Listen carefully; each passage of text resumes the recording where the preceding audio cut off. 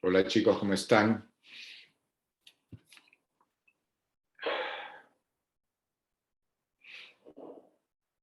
Buenas tardes, Antonella. ¿Qué tal todos? Los del chat, lo del audio.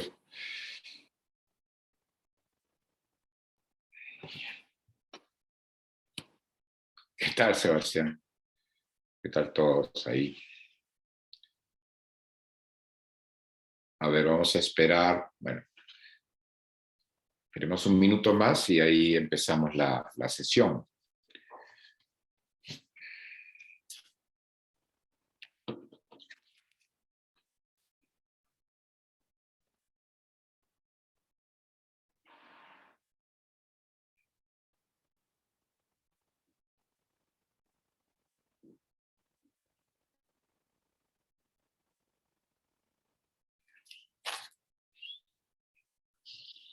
Bueno, que podemos ya dar por empezar la sesión. El día martes, ¿no? La clase anterior habíamos visto un poco, habíamos visto el argumento de lo que es Macbeth, ¿no? Esta obra de 1605 de William Shakespeare. Habíamos también comentado de lo desprolijo que podía ser Shakespeare en términos de líneas argumentales, pero lo que contaba acá, lo que contaba en Shakespeare en general, de lo que cuenta y de lo que ha marcado una impronta en muchos auditorios es el uso del lenguaje extraordinario, las imágenes y el, el, el retrato que hace de la naturaleza humana. Muchos de sus personajes no podrían ser, digamos, claramente delimitados por la psicología clínica. De hecho, sus personajes a veces escapan, digamos, de las categorías psicológico-clínicas y más bien están inmersos en todo ese debate de la época que concernía, digamos, a lo moral, ¿no es cierto?, al bien y al mal, y al sentido sobre todo de cómo esos conceptos separados entre cuerpo y alma que se tenían a lo largo de la Edad Media, o más bien relativamente separados, pues parecen desdibujarse en los años que vivió William Shakespeare, ¿no? Donde parece ya empieza a perfilarse una especie de determinismo social, y había dicho de que, por ejemplo, una persona violenta, para poner en términos simples, era violenta no porque su alma fuese violenta, sino que su contexto, digamos, familiar, barrial, el trato que había recibido, pues lo volvía violento o violenta, ¿no es cierto? Y voy a entrar a estos temas cuando repasemos justamente ciertos pasajes de Macbeth, ¿no? Y vamos con el primer pasaje que tiene que ver, que es el momento en que Lady Macbeth recibe una carta de su esposo diciéndole que lo habían investido como señor de Cabot, ¿no? Por haber ganado una batalla para el todavía rey de Escocia, Duncan. ¿Ya? Entonces ella recibe esta carta y esta es la escena más famosa, tal vez la escena más famosa de Lady Macbeth, en donde ella da su famoso monólogo. Y de eso vamos a hablar un poco. Veamos, entonces voy a compartir pantalla para ver este monólogo, que lo tiene, por supuesto, en las dos versiones que les he colgado en Paideia, pero yo he escogido esta, que es una versión de los años 40, fin de los 40, principios de los 50, de este muy buen director americano, muerto ya hace muchos años, Orson Welles. Orson Welles hizo una película, Macbeth, ¿no? En base a la obra de Shakespeare, donde está el propio director Orson Welles y esta muy buena actriz, en el apellido Nolan, ahorita se me ha ido el primer nombre, lo podemos ver ahora, Janet Nolan, ¿no? Una buena actriz escocesa, el acento de ella es muy, muy escocés, y bueno, vamos a ver pues esta escena, ¿no? Y la vamos a comentar.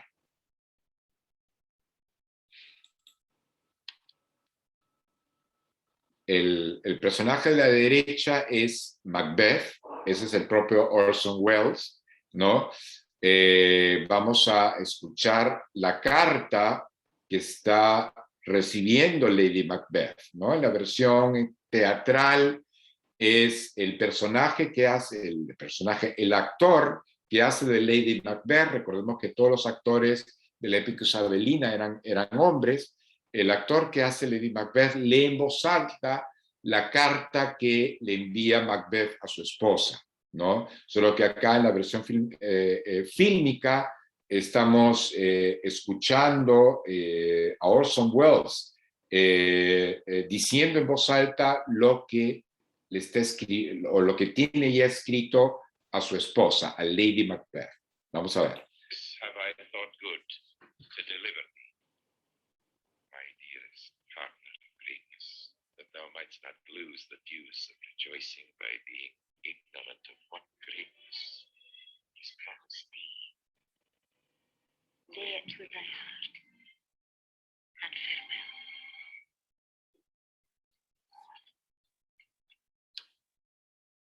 Lambs thou art, and Cawdor, and shalt be.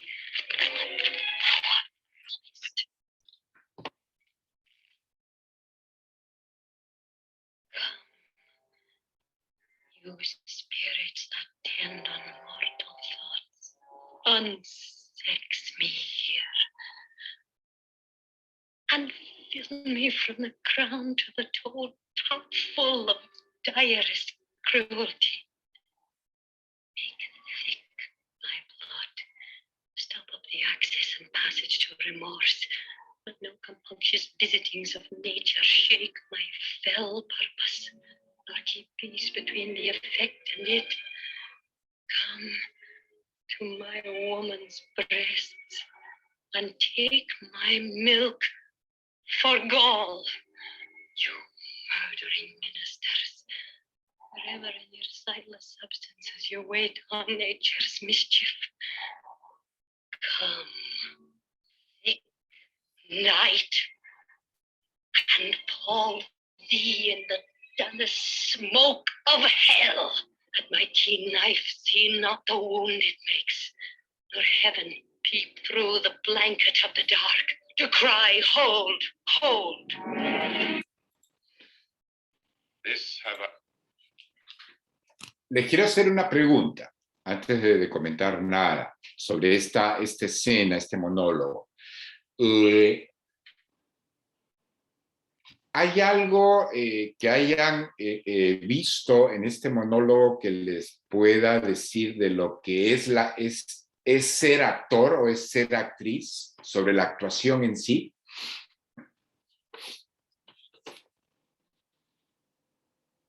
¿Cómo así, profesor? No entendí. Ya, gracias. No, lo que quiero decir que en el propio monólogo, en lo que dice ella, hay algo que refleje lo que es actuar, lo que es ser actor o actriz. Cuando ella dice vengan, vengan, ¿no? ministros de la muerte, ¿no? Espíritus invisibles, vengan y unsex me, desexúenme, ¿no? Conviertan la leche de mis senos en hiel, en veneno, ¿no? Hagan de mi sangre más espesa. Esta invocación, les digo una cosa, en el teatro, digamos, inglés es considerado de mala suerte, creo que esto les había dicho la semana pasada, no sé cuándo, es considerado de mala suerte que un actor o una actriz digan este monólogo, a menos que se ensaye, a menos que esté ensayando, a menos que esté uno en el escenario y tenga que decirlo. Pero se considera mala suerte, ¿no? Por supuesto, es una cosa supersticiosa, ¿no? A ver si uno de ustedes prueba en decirlo en voz alta solas, este monólogo de Lady Macbeth. Pero en ese monólogo, en donde invoca a los espíritus para que la transformen, ¿hay algo que tenga que ver con la actuación en sí? ¿Con el ejercicio actoral?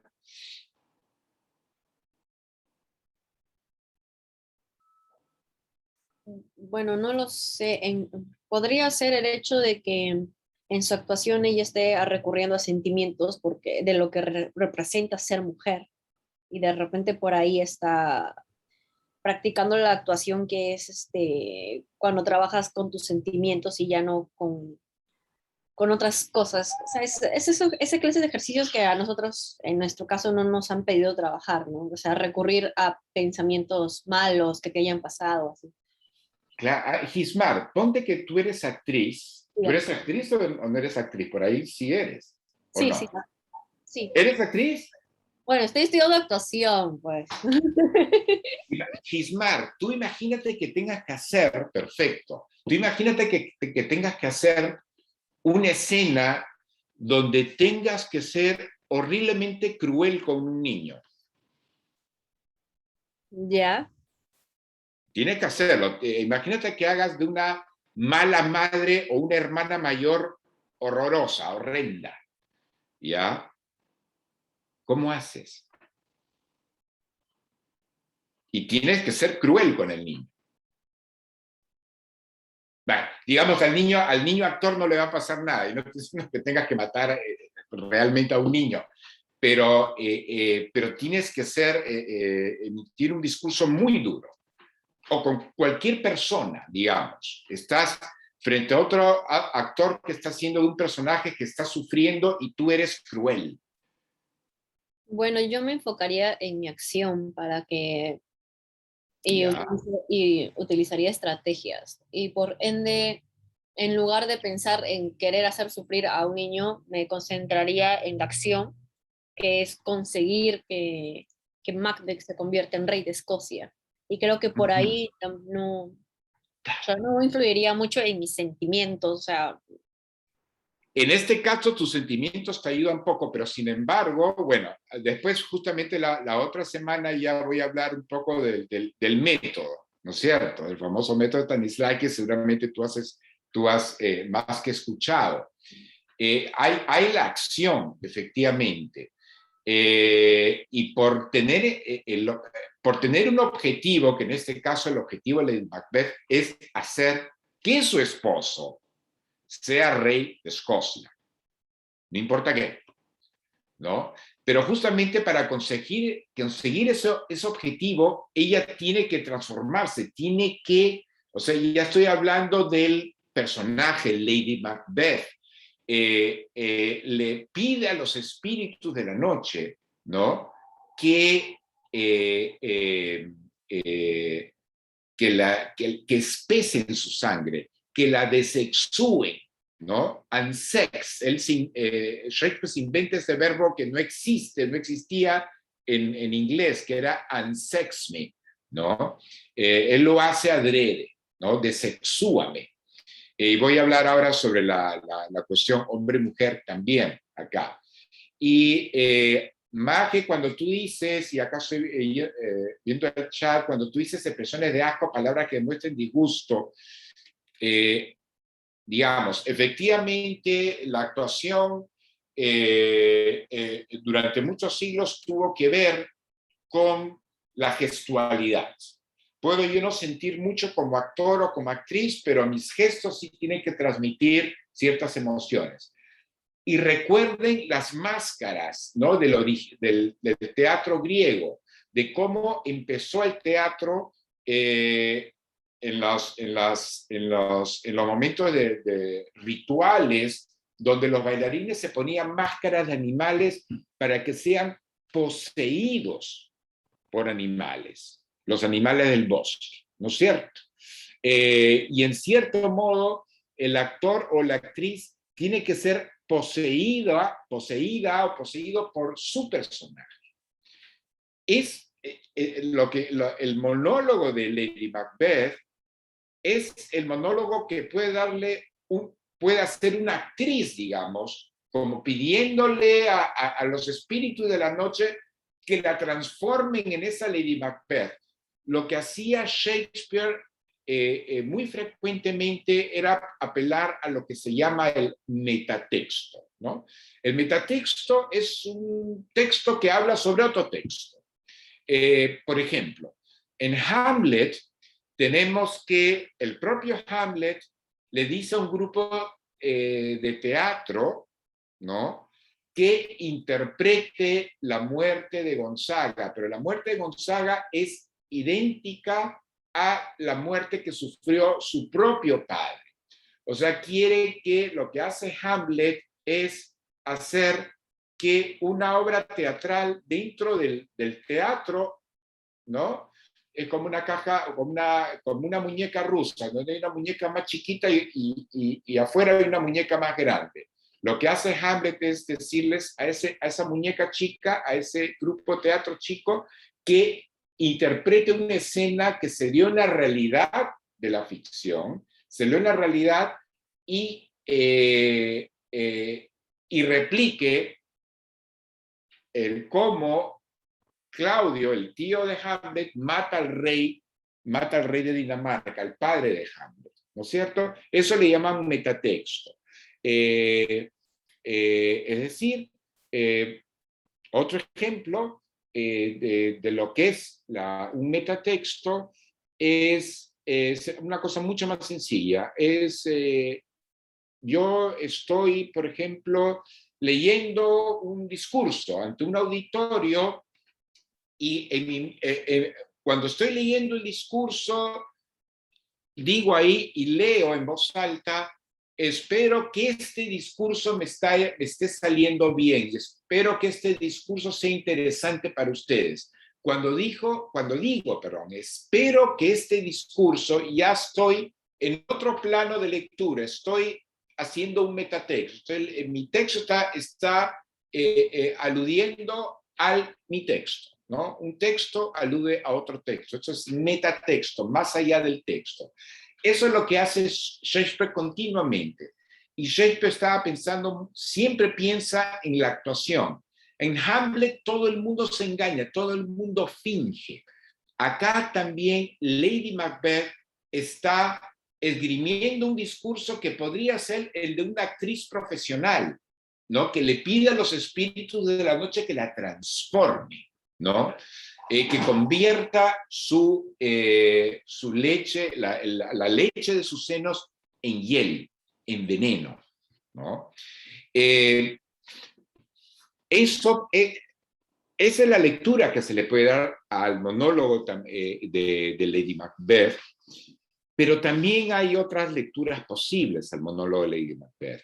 Por ejemplo, no es por ejemplo, sino en la época de Shakespeare, ya desde el fin del siglo XVI, en los 1560, 70, había ya tratados médicos que hablaban sobre los humores. Y había un médico inglés en particular, Burton, B-U-R-T-O-N, que proponía, por ejemplo, que las diferencias anatómicas entre el hombre y la mujer no eran tan diferenciadas, tan marcadamente diferentes, él decía, por ejemplo, que un hombre, ¿no? Que los genitales, por ejemplo, de un hombre eran sencillamente, eran genitales que por el peso, por la gravedad, caían hacia afuera, mientras que la genitalia femenina los retenía adentro. Pero cuando Burton hablaba de esto, ¿no? Él lo que hacía era proponer una diferencia gradual entre el cuerpo masculino y el cuerpo femenino. Entonces, él proponía, repito, una gradación, una diferencia de grado, donde un hombre es, la diferencia entre un hombre y una mujer es sencillamente que los hombres tienen los genitales más abajo, se van hacia el exterior, mientras que las mujeres lo tienen hacia el interior. Entonces, este tipo de exploración anatómica, y también era la época donde se estaban descubriendo los diferentes humores que formaban los diferentes caracteres de la persona, del carácter melancólico al carácter iracundo, etc., hablaban de muchas posibilidades del cuerpo y rompía esa delimitación tan clara que había dicho hace poco que había entre cuerpo por un lado, alma por otro lado, y también hombre por un lado y mujer por otro lado, ¿no? Y eso generaba, digamos, estas discusiones científicas que llegaban digamos, a la capa educada europea, generaban un tipo también de ansiedad, donde nada parecía ser fijo, donde las categorías no eran tan móviles como parece. El hecho que ella le pida a los espíritus de la noche, cuando digo ella, esta vez vuelvo a referirme a Lady Macbeth, que la desexúen, en cierto modo está haciendo alusión a eso, a esa posibilidad de que una mujer pueda actuar como un hombre o un hombre como una mujer, ¿no? Y se va a ver esto más en un intercambio que ahora vamos a escuchar en 1 o 2 minutos entre Macbeth y Lady Macbeth, ¿no? De hecho, en el imaginario, digamos, occidental, ahora un segundo, Lucas, con esto termino y te escuchamos. En el imaginario, digamos, convencional, la mujer era, una entidad más bien pasiva, era protectora, acogedora, maternal. La maternidad era la gran virtud, el gran valor que poseía una mujer. De hecho, en términos simbólicos, la mujer más exaltada en Occidente es la Virgen María, ¿no? La madre del niño Jesús, ¿no? En el mundo, por supuesto, cristiano, pero que es el mundo, digamos, de mayor extensión territorial y cultural dentro de lo que llamamos Occidente. Máxime en la época, pues, de Shakespeare. Entonces, esta Madonna, esta madre espiritual, madre de todos, la mujer que se sacrifica, hace todos los sacrificios en aras de su hijo, esa mujer maternal de repente puede ser destruida invocando a los espíritus. Por eso ella dice que le dice a esos ministros de la muerte, a esos espíritus de la noche, que le quiten la leche de sus senos y la llenen de veneno, de hiel. Sí, a ver, Lucas. Sí, profe, una pregunta. Al principio de la clase anterior vimos que había muchas antítesis por parte de los espíritus que hablaban eso del mal, lo bueno y lo malo, ¿no? Sí, Hubo una parte. las brujas, así Ajá, es. sí. Existe también un momento en el que existe una antítesis donde explícitamente se mencione lo de hombre y mujer como una antítesis en el diálogo. En el diablo de las brujas, no. No, ok. Pero es interesante, y gracias por hacerme recordar lo de las brujas. Justamente las brujas dicen, hablan de la batalla ganada y perdida, ¿no? Hablan del día y la noche, como si el día pudiese volverse noche o la noche pudiese volverse día. Justamente todas las polaridades fijas que sustentaban el pensamiento de la Edad Media, para ponerlo bien en sencillito, empiezan a desdibujarse, a relativizarse en el Renacimiento y en el Barroco. Bien por acá, mal por acá, cuerpo por allá, alma por acá, hombre por acá, mujer por acá. Si quieres, día y noche. No es que el noche podía ser día, el día podía ser noche, era el día y la noche como alegorías del bien y del mal, pero a veces y las brujas lo dicen, el bien que es el mal y el mal que es el bien, ¿no? Entonces, y te agradezco, Lucas, por haberme hecho acordarlo de las brujas, porque esto empata con lo que estamos viendo también, o lo que podemos interpretar del monólogo de Lady Macbeth, ¿no? Y vamos a seguir viéndolo. Ya ahora sí he escogido este pasaje que tienen ustedes, ¿no? El pasaje de la versión en castellano de Macbeth. Y acá, justo Lady Macbeth acababa de dar su monólogo y ahora va a entablar conversación con su esposo, ¿no? Y vamos a ver esto.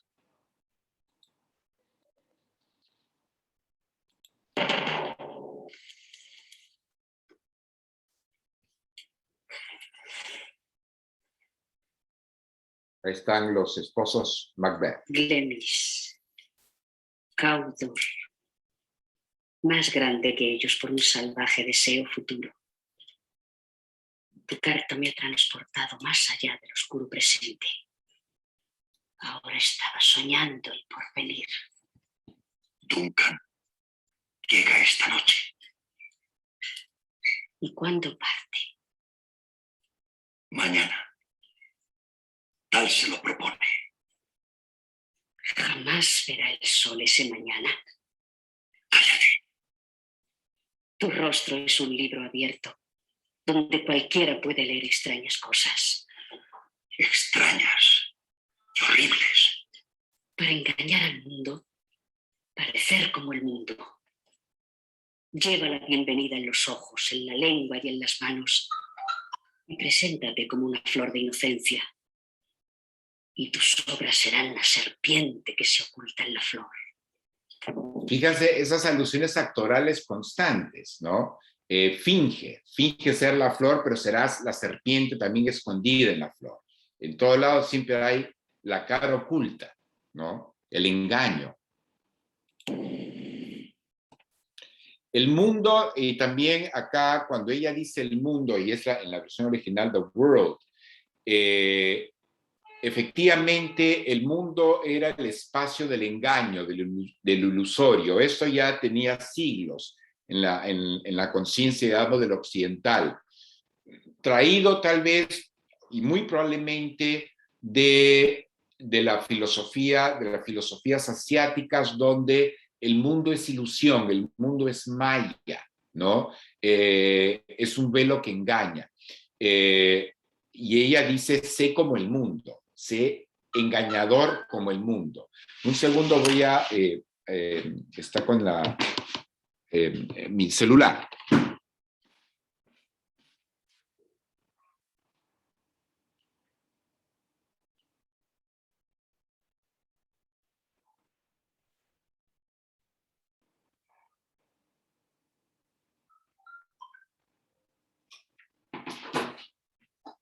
Disculpen, ahora sí.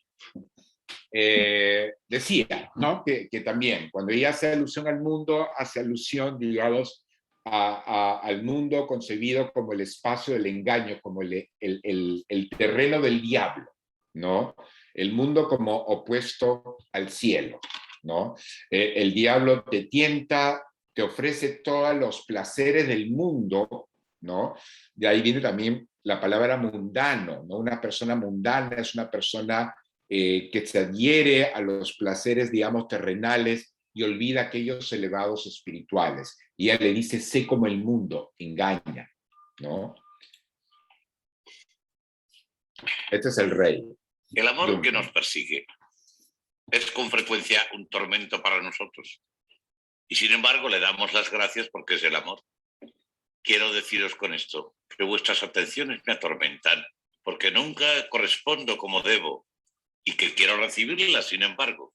Doblados y redoblados nuestros servicios serían una pobre y simple ofrenda en compensación de los grandes y extensos honores con que vuestra majestad distingue nuestra casa. Por los pasados beneficios y las recientes mercedes que les acabáis de añadir, nuestra vida y nuestra hacienda están a disposición de vuestra majestad.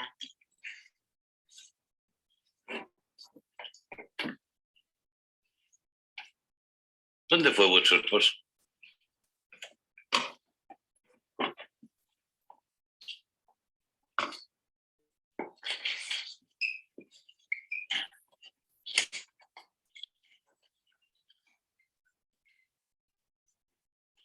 Hacerlo quedará todo terminado. Lo mejor sería entonces hacerlo sin tardanza. Si con el crimen se zanjaran todas las consecuencias y con su fin quedara asegurado el éxito. Si esa puñalada fuera el todo aquí abajo. Pero en estos casos se nos juzga aquí mismo y nuestras acciones sangrientas se vuelven atormentando a su inventor. La justicia con mano igual presenta a nuestros propios labios los ingredientes del cáliz que nosotros mismos hemos envenenado. Aquí Macbeth está ofreciendo una visión alternativa al infierno, a la perspectiva del infierno cristiana, ¿no es cierto? Las personas, pues, que tienen inquina, que tienen maldad, pues eventualmente irán al infierno. Pero está diciendo que las cosas se castigan en el presente, ¿no? Que son los remordimientos, es la psiquis humana el peor de nuestros verdugos, y él va a la larga sufrir a ese verdugo. O sea, el verdugo no va a ser un Dios juez después de su muerte, sino el verdugo va a ser su propia conciencia, ¿no? Eso le va a pasar a él y eventualmente a la propia Lady Macbeth cuando sufra de insomnio, cosa que vamos a ver tal vez en la siguiente clase.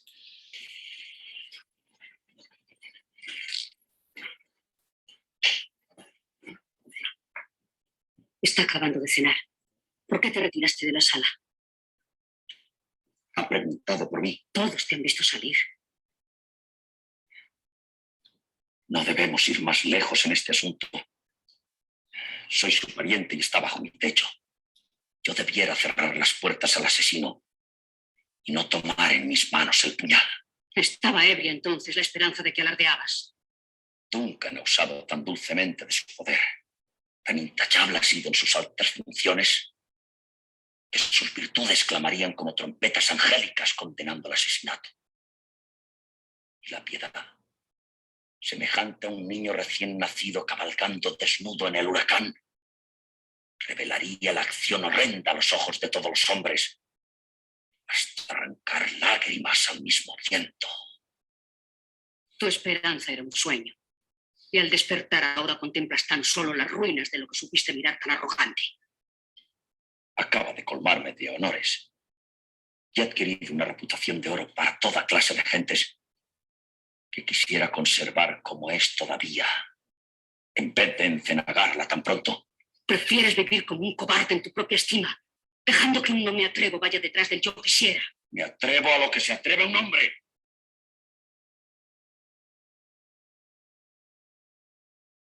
Quien se atreve a más, no lo es. Cuando te atrevías, entonces eras un hombre. Más que hombre serías si jamás te atrevieses. Ni ocasión ni lugar se presentaban antes, y uno y otro querías crear. Ahora son ellos mismos los que se crean y tu buena voluntad te derrumba. He amamantado a un niño, y sé lo grato que es para una madre amar al ser que se alimenta de su seno. Pero en el instante en que sonriese ante mi cara, te hubiese arrancado mi pecho de entre sus encías sin hueso para aplastarle el cerebro, de haber jurado hacerlo como tú has jurado. ¿Y si fracasamos? Fracasar.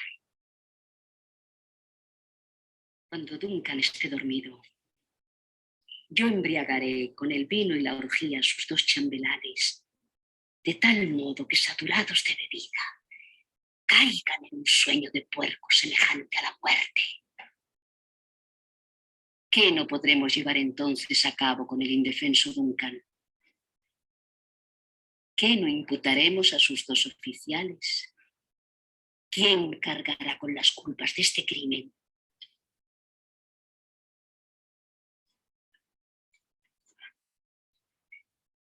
No des al mundo más que hijos varones, porque de tu temple no pueden salir más que machos. Acá también, esta última frase, no des más que hijos, no des más que hijos varones, porque tu temple solo van a salir machos, o sea, hombres de verdad. También rompía con una idea que los europeos del mundo de la Edad Media y moderna, de la primera modernidad, habían heredado de Platón, que era el carácter del padre el que modelaba a los hijos. La mujer solo era el recipiente. Sin embargo, acá otra vez hay una inversión genérica. Él está diciendo, si nuestros hijos saliesen arrojados, atrevidos, si no les frenase el remordimiento o la debilidad, serían gracias a tu temple, como si ella realmente fuera, entre comillas o sin comillas, el varón, ¿no? El varón de los dos. Y ella le dice también, ¿no? Tú serías más hombre si a más te atrevieses, ¿no? Si te atrevieses todavía más, ¿no? Entonces la idea del varón como arrojado, como menos proclive a la piedad o a la debilidad o a la cobardía, se atribuía tradicionalmente al hombre, y a la mujer justamente lo contrario, ¿no?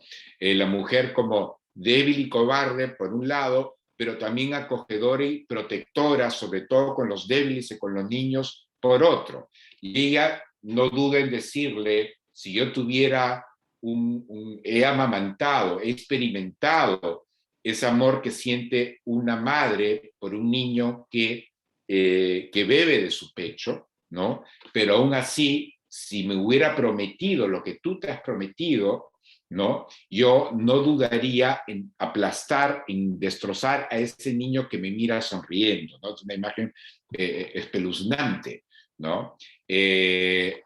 Para que vean cómo en este diálogo todas las convenciones del género, de lo que debe ser un hombre o lo que es realmente un hombre, y de lo que es o debe ser una mujer, parecen alterarse, ¿no? Parecen hasta invertirse por momentos, ¿no? No sé si tienen una pregunta hasta ahora, ¿no? Ahí vamos a seguir. Sí, por favor. Sí, profesor, la parte donde habla sobre, la parte que comentó esa donde todavía, donde le dicen, ¿no?, sobre el temple, que su hijo va a salir con ese carácter, ¿esa parte es metatexto o no? No, acá no hay ningún metatexto. No hay ningún metatexto. Lo único que hace es esa parte donde ojalá ojalá de solo hijos varones, porque los hijos varones van a sacar de tu temple, habla de ese fragmento, digamos, si quieres, expresa o refleja un poco las ansiedades de la época, en donde las categorías fijas de la Edad Media y de los primeros años de la modernidad parecen desdibujarse, ¿no? Como te digo, las categorías hombre-mujer, ¿no? Como categorías tremendamente separadas, empiezan digamos, a hacer más difusas sus fronteras, ¿no? Lo mismo que el bien y el mal, ¿no? En este, no me acuerdo si es en este diálogo o en otro de la propia obra de Macbeth, se habla del tiempo, ¿no? Y del tiempo, y digamos que como dije en la clase pasada, una acción se puede juzgar buena o mala según sus consecuencias, pero no sabemos las consecuencias que van más allá, en un futuro más lejano, ¿no es cierto? O sea, yo mato a un hombre, y por eso seré juzgado porque el efecto, la consecuencia de mi acuchillada fue la terminación biológica de un ser humano, ¿no? Terminé con un ser humano. Ok. Pero no sabemos al mismo tiempo qué va a generar esa muerte, cuáles son las consecuencias futuras. Y en eso también Macbeth relativiza toda acción malvada y también, hay que decirlo, toda acción buena, ¿no? Empieza a asomarse en esta época una especie de relativismo moral, ¿no? Todavía, digamos, el discurso de lo moral era prácticamente monopolio tanto de la Iglesia Católica como de las nuevas iglesias protestantes, la anglicana, entre otras, ¿no? Todavía el discurso europeo sobre lo moral sigue constreñido a la cristiandad, pero ese discurso de lo moral dentro de lo cristiano va a empezar a desarmarse un poco. Ya a partir del siglo XVIII y el siglo XIX, 150 años, 200 años después de Shakespeare, ya ese discurso se va a desprender por completo del discurso cristiano religioso. El problema en lo moral va a ser un problema de la razón, a partir de Kant en adelante. Por eso ahí me estoy disparando ya para otro lado. O sea, ya no necesitamos el discurso divino para saber cómo actuar bien y cómo actuar mal. Pero eso, repito, todavía está a 150 o 200 años más allá de Shakespeare. Pero ya vemos acá cómo ya empieza a haber un cuestionamiento sobre qué está bien, qué está mal, ¿no? Y en las antítesis que hemos mencionado de las brujas se refleja un poco ese vaivén de lo moral, esa relativización todavía incipiente, todavía en grado sí bajito de lo moral, empieza ya a darse en los años de Shakespeare. Veamos un poquito más. Cuando hayamos manchado de sangre a los chambelanes dormidos y empleemos sus propias dagas, ¿quién no se persuadirá de que ellos dieron el golpe? ¿Quién supondrá lo contrario cuando nos vean llorar y clamar ante el cadáver? Cuando nos vean actuar, cuando nos vean fingir, otra vez, siempre la alusión del fingimiento y de la actuación, ¿no? Dentro de las obras de Shakespeare. Voy a tender todos los resortes de mi ser para esta hazaña. Estoy resuelto. Y que se trasluzcan los más risueños semblantes a los ojos del mundo. Un rostro falso debe ocultar lo que sabe un falso corazón. Un rostro, ahí está. Entonces, actuación pura y dura, ¿no? Esa es una alusión, digamos, a la teatralidad, ¿no? Un rostro falso debe saber esconder un falso corazón, ¿no? ¿No? Es casi el lema de lo que es la actuación. Veamos. 48.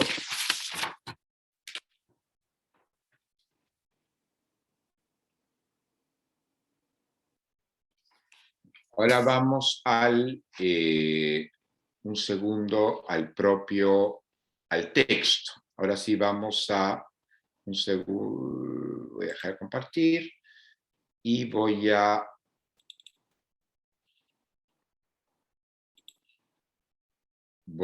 ahora abrir el texto, un momento, de el PDF que ustedes tienen, ¿no? Profe, Sí, al final no nos dijo por qué es de mala suerte decir el monólogo de Lady Macbeth. es una superstición de los grupos teatrales ingleses. Ahora, ¿de dónde sale? Profesor, Sí, por comentario privado le había puesto de si es que había llegado a comentar sobre la maldición de la obra de Macbeth en el teatro inglés. Creo que guarda un poco de relación con lo que ha llegado a decir.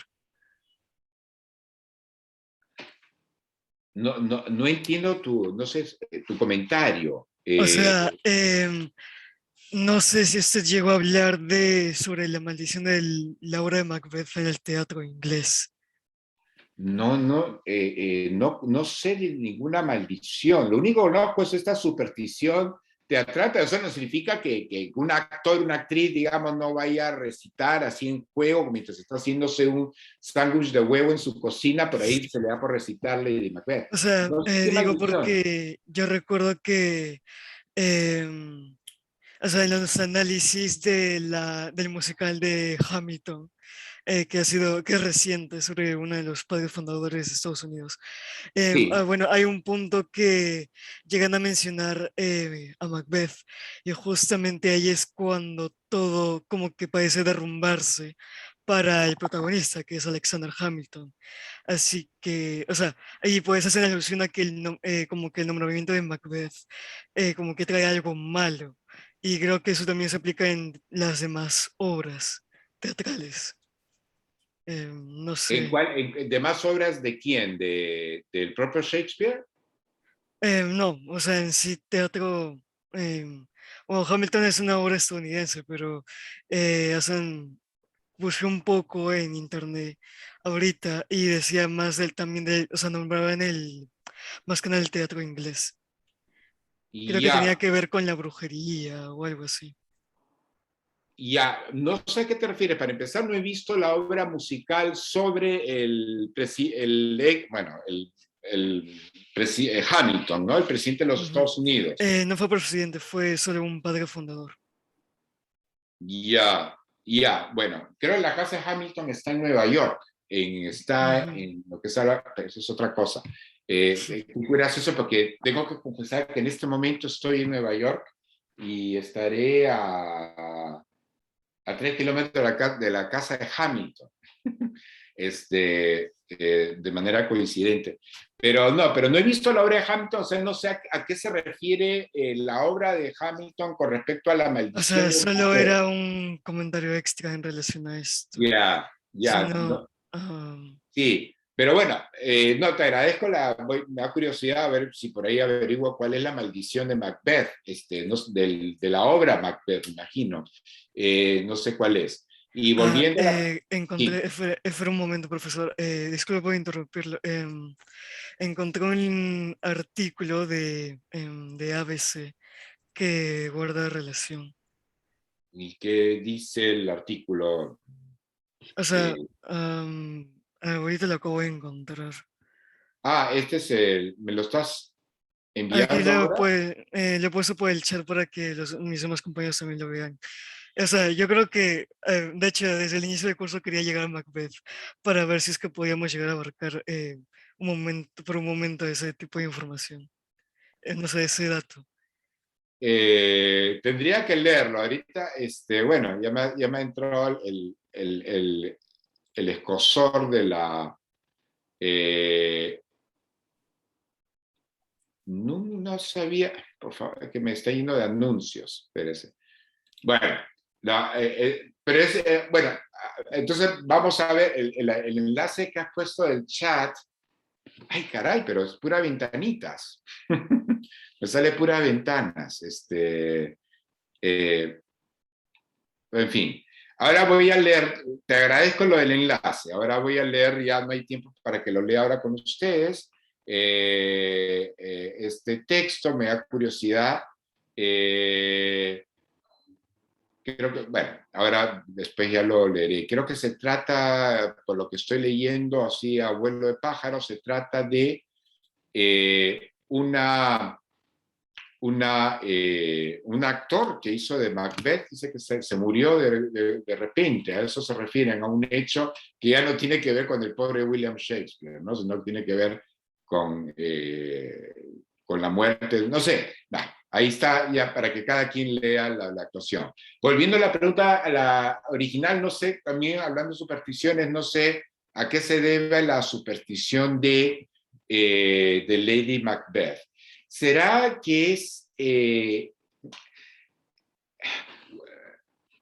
recordemos que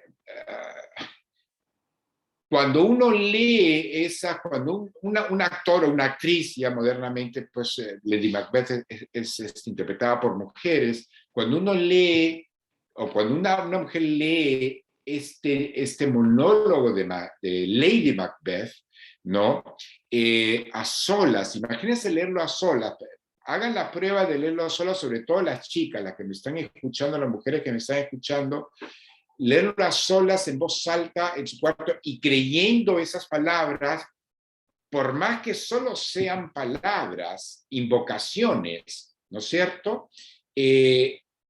Nos infunde algo de temor, algo de que, ¿qué hay si eso pudiera darse? ¿Qué hay si estos espíritus de la noche realmente podrían convertirme en una malvada? Y es que en términos psicoanalíticos también, y eso no lo sabía Shakespeare, pero lo sabemos nosotros, criaturas del siglo XXI, en términos psicoanalíticos existen pues las pulsiones de muerte. O sea, en todos nosotros hay también un ser malvado. No importa qué tan buenos seamos, hay instintos de agresión, hay pulsiones de muerte que llamaba Freud, ¿no es cierto?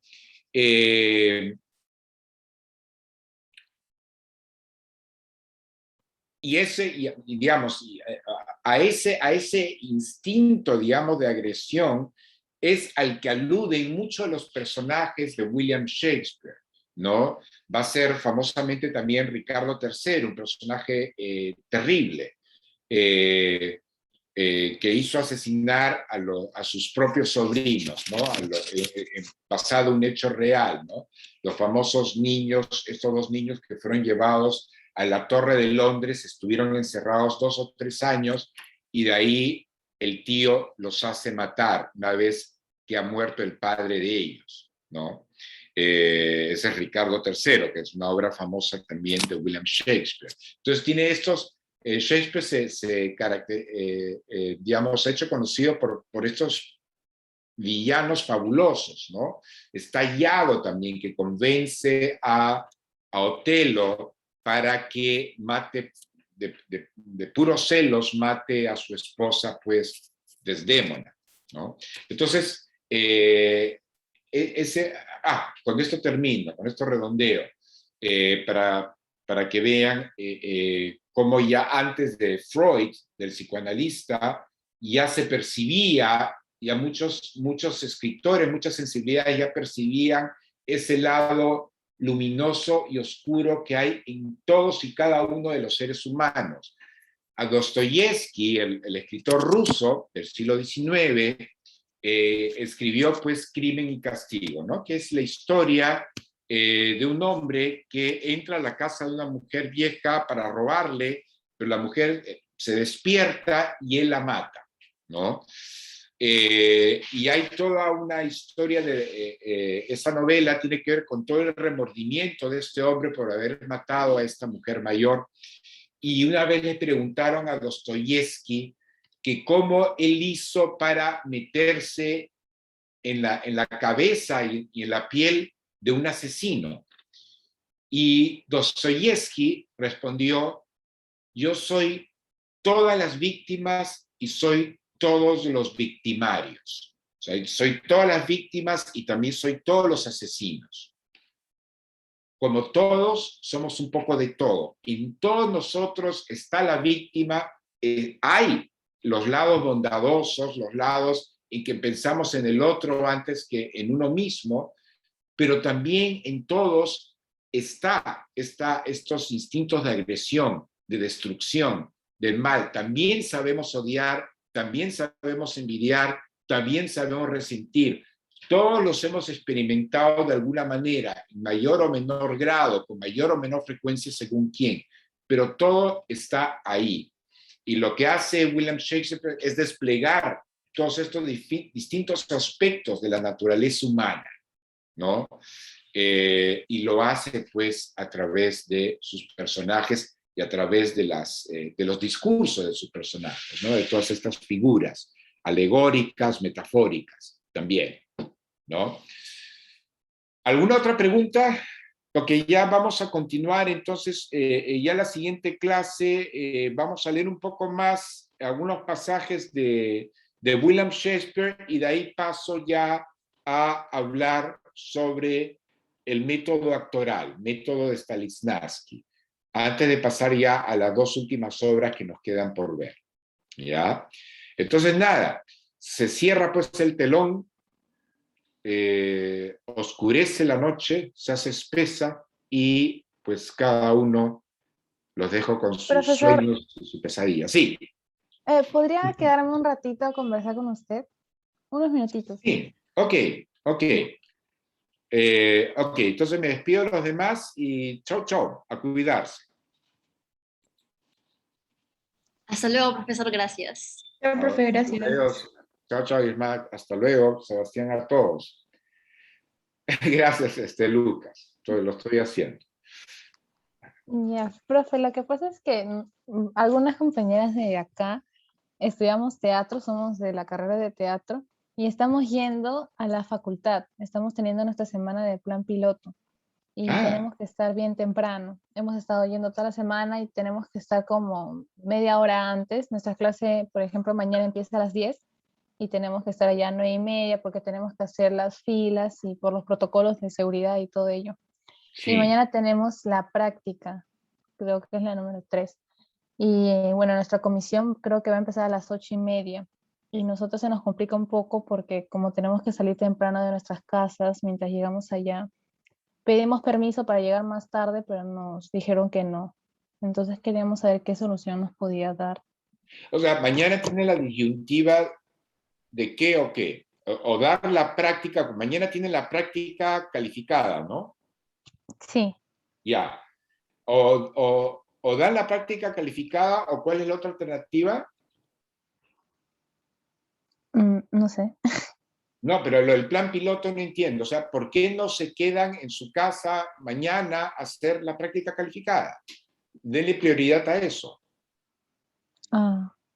Ya está. Tienen que darle prioridad a eso. Es una evaluación. O sea, no hay manera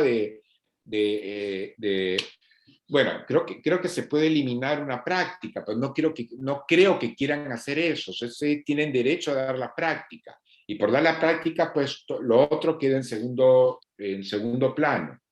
Ya, ok. ¿Ya? Está bien. Ya. Ya, está bien. Ok. Entonces ya hablamos. Ahora sí, desconecto. Chao, chao, suerte. Gracias, chao. Gracias Chao. igualmente.